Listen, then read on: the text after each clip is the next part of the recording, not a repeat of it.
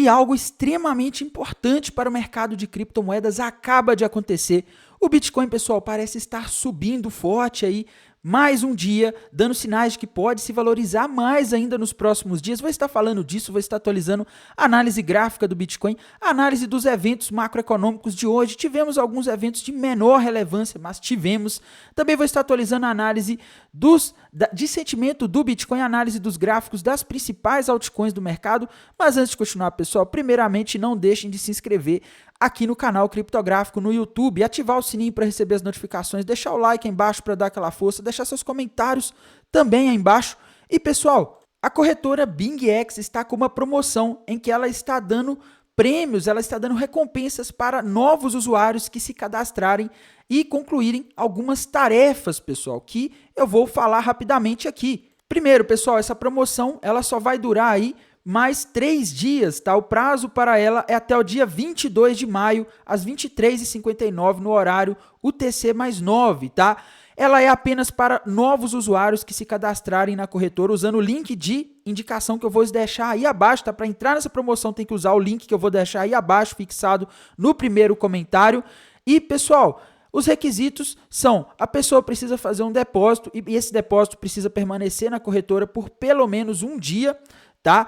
E precisa atingir um volume de negociação em futuros para passar a concorrer a esses prêmios que vão ser dados, tá? A validade dessas recompensas aí é por até 7 dias após o recebimento e à medida que as tarefas forem sendo cumpridas, você vai poder concorrer a esse presente, aqui esse pacote de presentes que no total pode chegar a $6.200, tá? Então, tem ali você concorre a $100 ali se você fizer um depósito ali, tá? E aí depois tem outro, aliás, você fazendo um depósito de $100, você concorre a um voucher de $20 para copy trading. Depois ali, se você fizer a primeira ordem no copy trading, você concorre a um voucher de $30, tá? E assim vai, tá? Tem os passos aqui para essa promoção. No link aí vocês vão ver na página aí as regras para a promoção, tá? Então, dito isso, pessoal, vamos falar da situação do Bitcoin, meus amigos. O que está acontecendo hoje aí com o Bitcoin, né? Bitcoin fechou o dia em alta, tá? Eu vi muita gente desesperada ontem, né? Porque ontem o Bitcoin fechou aí a semana com o maior fechamento aí da história, tá? E muita gente falou, vai cair, acabou, daqui para frente é só para trás. Mas não, pessoal, o mercado, ele voltou, tá? É normal no começo de semana ali, na abertura, o mercado abriu um pouco nervoso, principalmente no contexto em que a gente vive hoje, de guerra comercial lá entre Estados Unidos e China, enfim, várias coisas aí que tem deixado o mercado um pouco inseguro, tá? Mas a situação, pessoal, como eu falei no vídeo de ontem, tá? A gente está numa situação aí muito favorável para o Bitcoin, tá? Primeiro, em termos de gráfico, tá? Rompemos aqui um padrão que eu não gosto, não sou o maior fã desse padrão, mas rompemos, tá? Aqui é uma flâmula, tá? Ou triângulo simétrico, a gente também pode chamar ele de triângulo simétrico, tá? Se a gente fizer aqui, pessoal, a projeção aqui dessa flâmula para cima, para ver onde que está o alvo dessa flâmula que o Bitcoin rompeu para cima, a gente vê alvo para ele lá na região de aproximadamente $117 mil, tá? Então o Bitcoin poderia subir até os $117 mil.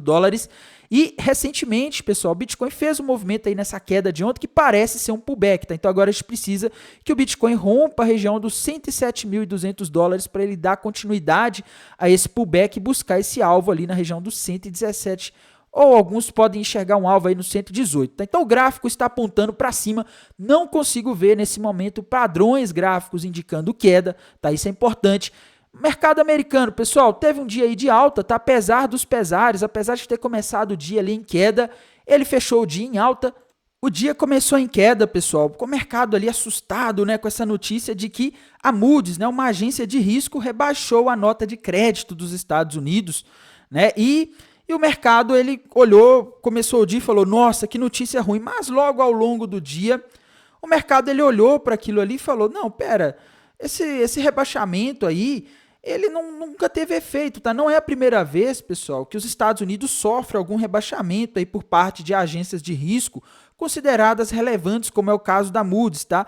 Mas, nas outras vezes em que os Estados Unidos sofreu esse rebaixamento, isso não trouxe aí nenhum problema fiscal para os Estados Unidos, tá? Os investidores não estão nem aí, pessoal, para a agência quando se trata dos Estados Unidos. Apesar de todos os problemas, os Estados Unidos ainda é o porto seguro do mundo, tá? É um dos países aí com maior liquidez para você investir seu dinheiro, para você deixar o dinheiro nos títulos dele, e ainda querendo ou não, com todos os problemas que existem, com a dívida alta, é o país aí que você tem você tem a menor chance deles darem um calote, tá? Ele tem a moeda que é reserva global, tá? O dólar. Então, assim, os investidores olharam e falaram, essa notícia aí, ela não muda muita coisa, tá? Uma notícia, pessoal, que deixou o mercado animado hoje, tá? Que saiu foi que o Donald Trump falou aí que as negociações entre Rússia e Ucrânia devem começar imediatamente, tá? Ele falou que o processo comece, né? Ele falou até que o Vaticano demonstrou interesse em sediar as negociações de paz, tá? E a Rússia, ele disse que a Rússia tem interesse em estabelecer um acordo comercial de grande porte com os Estados Unidos após o fim da guerra. Muitas pessoas podem olhar e falar, olha, Tainan, o que tem a ver isso com criptomoedas, né? A questão é o seguinte, pessoal, a Rússia é um dos maiores produtores de petróleo do mundo, tá? E a Rússia tendo aí um acordo com a Ucrânia e as sanções que estão sobre a Rússia saindo, isso aumenta, teoricamente, a oferta de petróleo no mercado mundial, porque a Rússia vai poder voltar a exportar para outros países. Tá? Então, se você tem mais petróleo, o preço do petróleo tende a cair. Se o preço do petróleo tende a cair, você tem uma queda no preço de energia, então você tem um ganho de poder de compra, ou seja, você tem uma diminuição da inflação no mundo. Tá? E isso poderia ajudar aí o Fed a cortar juros. Então, é por isso que essa notícia de negociações entre Rússia e Ucrânia poderem começar em breve e talvez a gente até ter algum cessar-fogo, alguma coisa do tipo, isso aí, pessoal, é um caminho que o mercado vê como um caminho aí para um acordo de paz futuramente. O fato de a Rússia e a Ucrânia começarem a conversar, ainda não começaram, mas se elas começarem, já é um caminho andado aí para você ter um possível acordo de paz e, consequentemente, a Rússia voltando para o mercado mundial de petróleo, o que seria deflacionário aí, não deflacionário, mas ajudaria a inflação a cair, ajudaria os bancos centrais a cortarem os juros, que é muito bom para criptomoedas e ativos de risco, tá? A gente também, pessoal, teve falas de Khashoggi, tá? Que é o presidente do Federal Reserve Bank de Minneapolis. Ele falou hoje, pessoal, que embora a economia americana tenha começado o ano com força, há uma grande incerteza sobre as políticas aí relacionadas à guerra tarifária de Donald Trump. Tá? Ele colocou ali que as empresas estão diminuindo os investimentos, adiando investimentos devido ao cenário incerto que existe, né? Ele também comentou que as tarifas podem ter um impacto tanto na inflação quanto no crescimento econômico. Ele disse que o Fed pode manter as taxas de juros mais altas, né? Manter nesse patamar que está por um período mais longo até que as incertezas desapareçam, até que as coisas fiquem mais claras, tá? E ele disse que a confiabilidade, né, a confiança dos investidores é crucial para a estabilidade econômica. Essas foram as principais falas dele que eu vi, tá?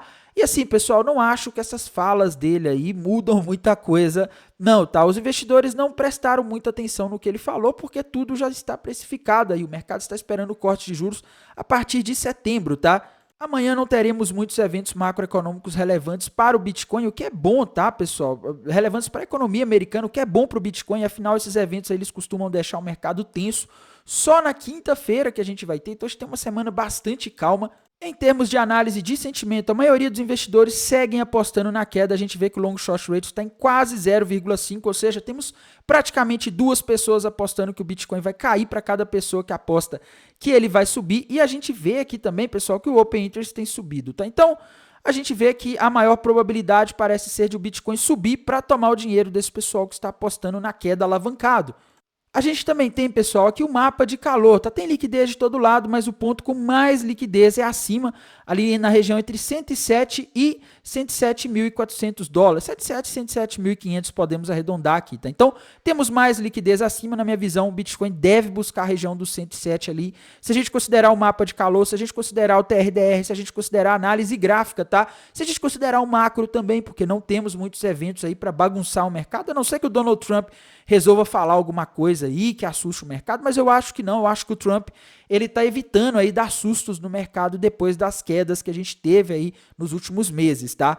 Eu sei que muitas pessoas não concordam, mas a impressão que eu tenho é que o Donald Trump ele tem medo aí de acabar sendo o responsável por uma queda muito forte no mercado, tá? Então ele tá, vamos dizer assim, evitando aí danos maiores, tá? Ele tá ficando caladinho ali, falando de outros assuntos e evitando mexer com isso, tá? A criptomoedas, altcoins, pessoal, dominância do Bitcoin está andando de lado nas últimas horas, mas a tendência dela é subir, ou seja, o dinheiro do mercado deve se concentrar no Bitcoin. Isso não quer dizer que as altcoins vão se desvalorizar frente ao dólar, tá? Mas, por exemplo, no cenário em que o Bitcoin sobe para 117 mil, se a gente tiver o Bitcoin subindo, ele suga a liquidez dos mercados, das criptomoedas, o dinheiro vai para ele e as altcoins, não que elas caem frente ao dólar, mas elas sobem menos do que ele, tá? Então, a gente pode ter um cenário assim, caso o Bitcoin venha a subir, tá? Ethereum, pessoal, dá para considerar que ela já bateu o alvo daquele ombro, cabeça, ombro que ela rompeu para baixo nos últimos dias, tá? Solana, meus amigos, Solana parece estar formando um ombro, cabeça, ombro ali com alvo na região dos 150, mas eu não tenho segurança aqui para shortar. Ela já chegou ali no 159, tá? O gráfico da Solana tá bem lateral, tá? Hoje a Solana caiu, pessoal, principalmente porque a gente teve ali o adiamento de pedidos de ETF que estavam em análise, tá? Isso aí fez o preço cair. O mercado sobe no boato e cai no fato, ou quando você tem uma rejeição de pedidos de ETFs, tá? A Ada Cardano, meus amigos, já bateu o alvo ali daquele ombro, cabeça, ombro, tá? O alvo nos 70 centavos de dólares. BNB, Binance Coin, meus amigos, andando de lado, tá? Não conseguiu confirmar ali aquele ombro, cabeça, ombro com o alvo nos 594. E eu acho que se o Bitcoin começar a subir nas próximas horas, é capaz que ela nem venha a buscar, tá? XRP, meus amigos, na minha visão já dá para considerar aí que esse topo duplo aí atingiu o alvo, apesar de o alvo estar ali nos 2 dólares e 22 centavos, ela já bateu 2,28. Com esse cenário aí em que o mercado está muito bullish para o Bitcoin, eu não teria coragem de apostar em uma queda das altcoins contra o dólar, tá? Dogecoin não conseguiu formar ali o topo duplo, né? E a impressão que eu tenho, pessoal, é que a Dogecoin ela pode estar formando ali um padrão de alta, tá? Se a gente fizer o desenho aqui, a gente consegue ver que a impressão que dá é que ela está formando ali uma cunha descendente, né? Um padrão que normalmente indica que você vai ter ou que você pode ter aí uma continuação da alta, tá? Embora ainda não tenha ocorrido aí o rompimento, tá? Então, essa é a situação aí da Dogecoin, tá? Dogecoin aí, se ela romper essa cunha para cima, o alvo é lá na região dos 29 centavos de dólares. Token Tron, pessoal, não conseguiu formar o topo duplo, tá? Se ela rompesse ali a região dos 26 centavos, ela formaria o topo duplo com o alvo lá nos 24, mas ainda não rompeu. E hoje, pessoal, também saiu uma notícia, uma análise on-chain da CryptoQuant, mostrando que a rede da Tron, ela ultrapassou a rede da Ethereum em volume de transações de USDT, tá? De Tether. Isso é uma notícia boa para a Tron, viu? A rede está arrecadando aí cada vez mais taxa.